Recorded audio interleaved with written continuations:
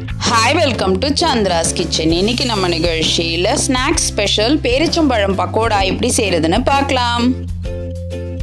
இதுவரைக்கும் சந்திராஸ் கிச்சனை சப்ஸ்கிரைப் செய்யாதவர்கள் ரெட் கலர் சப்ஸ்கிரைப் பட்டனை பிரஸ் பண்ணி சப்ஸ்கிரைப் பண்ணிக்கோங்க. கூடவே பக்கத்தில் இருக்கிற பெல் பட்டனை பிரஸ் பண்ணுங்க. எங்களுடைய அப்டேட்ஸ் உடனுக்குடன் உங்களை வந்து சேரும். மேலும் மற்ற வீடியோக்களை பார்க்க மெனுவில் உள்ள வீடியோ பட்டனை பிரஸ் பண்ணுங்க. குழந்தைங்களுக்கு நம்ம நிறைய ஸ்நாக்ஸ் கொடுத்துக்கிட்டு இருக்கோம்.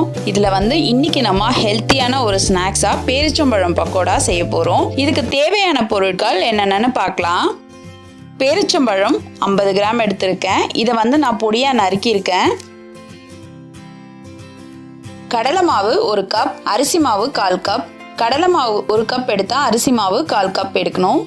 வெங்காயம், கருவேப்பிலை, பூண்டு, முந்திரி, சீரகம், பச்சை மிளகா, மிளகாய்த்தூள், உப்பு, எண்ணெய்.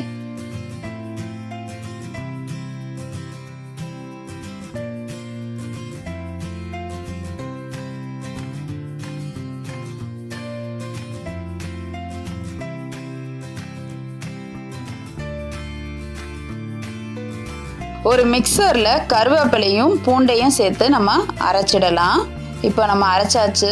இந்த மாதிரி கொரகொரப்பாக அரைச்சா போதும். அடுத்ததாக ஒரு பவுலில் கடலை மாவு 1 கப் சேர்த்துடலாம். 1/4 கப் அரிசி மாவு சேர்த்துடலாம். 50 கிராம் பேரிச்சம்பழத்தை பொடியாக நறுக்குனதை இதில் சேர்த்துடலாம். முந்திரி பருப்பு சேர்த்துக்கலாம். பச்சை மிளகா பொடியா நறுக்குனது சேர்த்துடலாம். சீரகம், கருவேப்பிலையும் பூண்டையும் அரைச்சதை சேர்த்துடலாம். மிளகாய்த்தூள், உப்பு, பொடியா நறுக்குன வெங்காயம் இதெல்லாம் சேர்த்து நல்லா கலந்துடலாம். இப்போ இது பார்த்தீங்கன்னா உதிராக இருக்குது. இப்போ இதில் கொஞ்சம் நம்ம தண்ணியை தெளிச்சிக்கலாம். தண்ணியை நம்ம ஊற்றிடக்கூடாது. சும்மா இந்த மாதிரி லைட்டாக தெளிச்சுக்கோங்க. இது நல்லா கலந்திங்கன்னா உங்களுக்கு உதிராக இருக்கிற மாதிரி மாவு இருக்கணும். அப்போ தான் நம்மளுடைய பக்கோடா நல்லா கிறிஸ்பியாக இருக்கும்.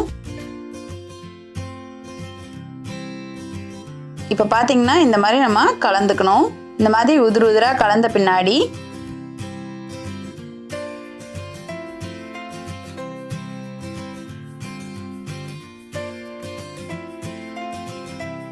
கடாய் வச்சு பக்கோடா பொரிக்கிறதுக்கு தேவையான அளவு எண்ணெய் ஊற்றிக்கலாம்.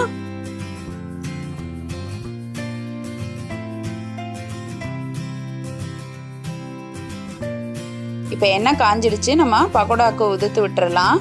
இப்போ இதை கொஞ்சம் சிம்மில் வச்சு வேக வச்சிடலாம்.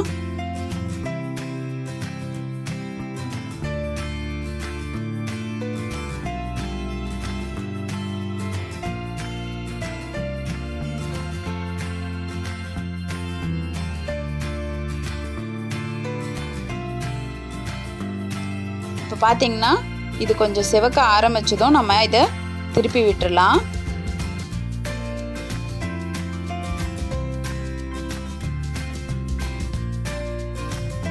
இப்போ இது நல்லா செவந்துடுச்சு. இப்போ நம்மளுடைய பேரிச்சம்பழம் பக்கோடா ரெடி ஆயிடுச்சு. இப்போ நம்ம இதை எடுத்துடலாம்.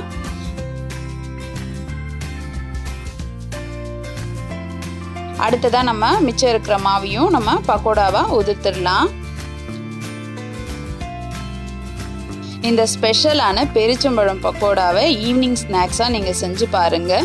குழந்தைங்க மட்டும் இல்லைங்க, பெரியவங்களும் இதை ரொம்ப விரும்பி சாப்பிடுவாங்க. ஈவினிங் ஒரு காஃபியோடு இந்த பக்கோடா சாப்பிடும் போது ரொம்ப சூப்பராக இருக்கும். ட்ரை பண்ணிவிட்டு உங்களோட ஃபீட்பேக்கை எங்களுக்கு சொல்லுங்கள்.